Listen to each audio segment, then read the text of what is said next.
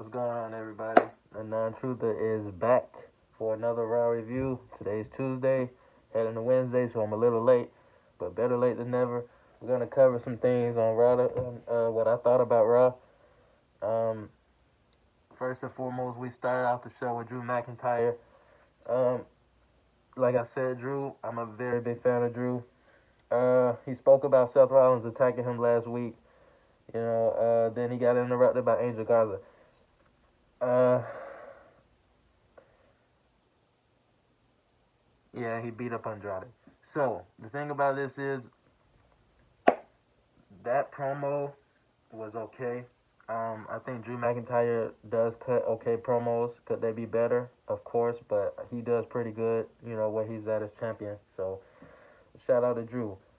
First match: Austin Theory versus Aleister Black. Now the thing about this is I attend local shows in my environment. So Austin Theory, the school that he trained at, I actually met him a couple of times. I actually filmed a couple of his matches early on. So it's kind of crazy to see him at the top of the game right now in WWE. It's crazy, but salute to him. Aleister Black, uh, overall, just a great performer. Like he's really one of those new guys that I can really dig. I like Aleister Black a lot. He defeated Austin Theory to qualify for Money in the Bank, which was a great choice because Aleister Black in the Money in the Bank is going to be spectacular. I can already predict that. Um, Next up, we have the Ricochet match with Cedric Alexander. To be honest, it really didn't interest me. Those guys, they can wrestle. They're pretty good, cruiserweight-wise, but just, the match was pretty boring to me. They won the match.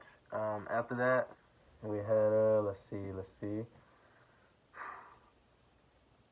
We had Nia Jax versus one of the Kabuki Warriors. I don't want to mispronounce her name, but the thing about this match is I watched a couple bits and pieces of it, and I seen people talking about how Nia Jax is an unsafe worker, and I believe that if that spot was planned where she threw her into the corner, then okay, that's pretty shows her dominant side. But if it wasn't, then I think Nia Jax should be a better worker and a smarter worker. Especially if you go on Twitter ranting about how people don't care about wrestling and other things like that. You have to care about wrestling yourself. You can't just hurt the people you work with. So obviously, I think Nia Jax needs to improve. She had a lot of time off to improve, so it's no excuse on why she shouldn't be better than she was before. Um,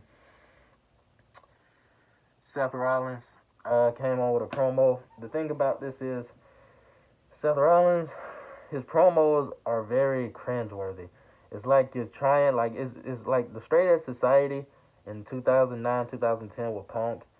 It was good because it felt natural. It made you want to hate Punk.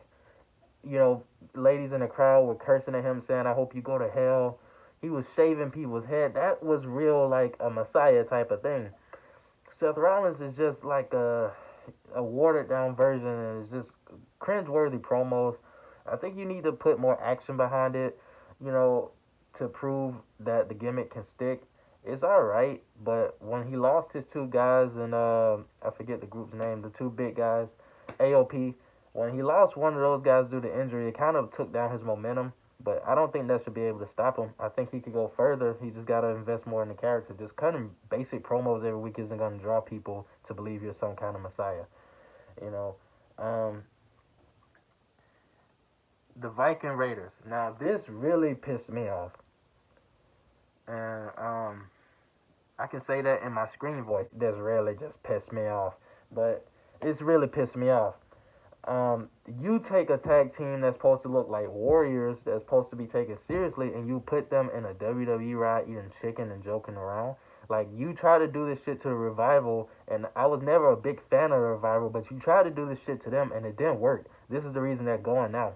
Like, sometimes I just wonder, when creative sits in a room, what the fuck do they think?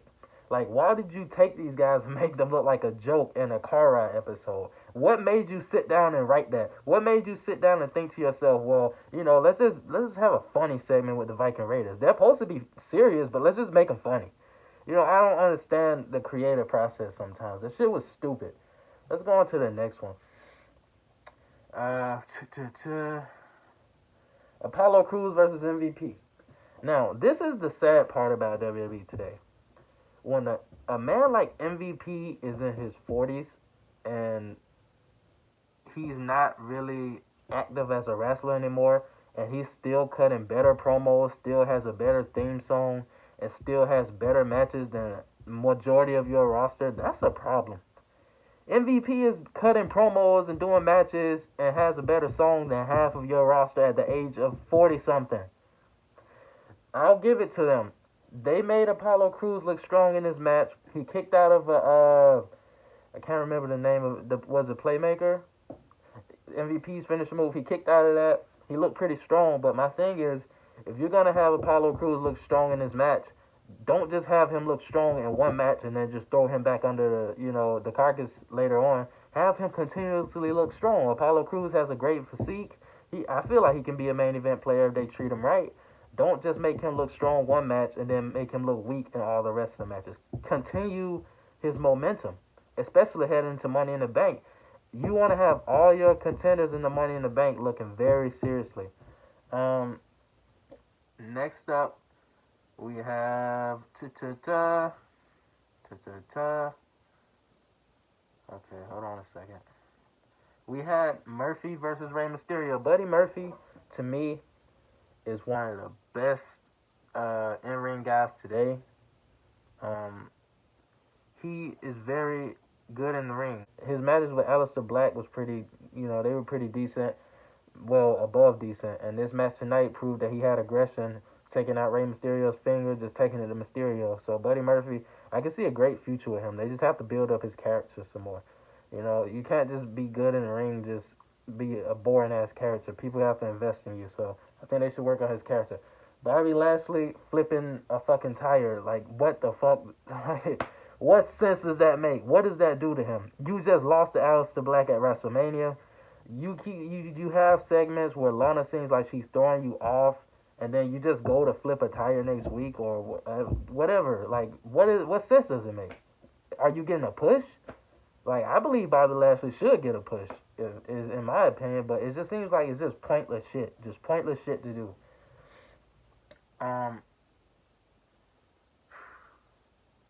Let's see. Charlotte faced off against somebody who fucking looked like they wore Becky Lynch's clothes. I don't really understand that. Andrade versus Akira Tozawa. Didn't really care for that match. No disrespect.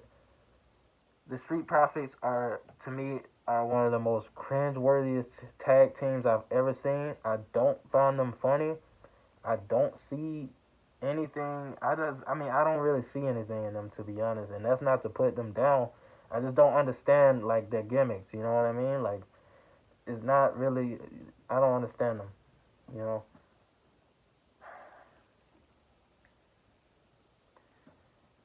Next up, we have our main event: Drew McIntyre versus Angel Garza. The thing about it is, Angel Garza is a very talented guy. I see a future in him. Most definitely, he actually reminds me of a young Eddie, and that's saying something because to be compared to a great like Eddie, you gotta have some stamina behind you and some momentum. I see that in Angel Garza. I believe he can be great one day. It's just up to WWE how they treat him and push him. I've seen a lot of guys who had momentum and they just dropped the ball with him and did nothing with him. So hopefully they can keep that going.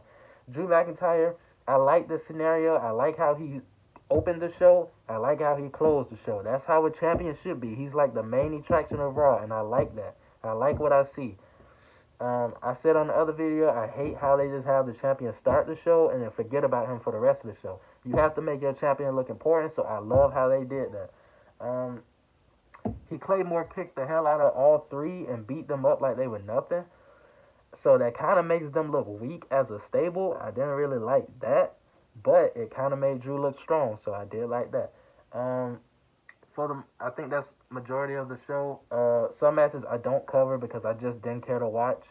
But as far as the Money in the Bank goes, they have some pretty good contenders so far, from Rey Mysterio to Aleister Black, to Apollo Crews. I'm liking some of this. I like what I see. Daniel Bryan, If they can keep it up, it can be a pretty good pay-per-view. So I think that's my Raw review for tonight, or for yesterday, excuse me. And I'll see you for a review for AEW. Peace out.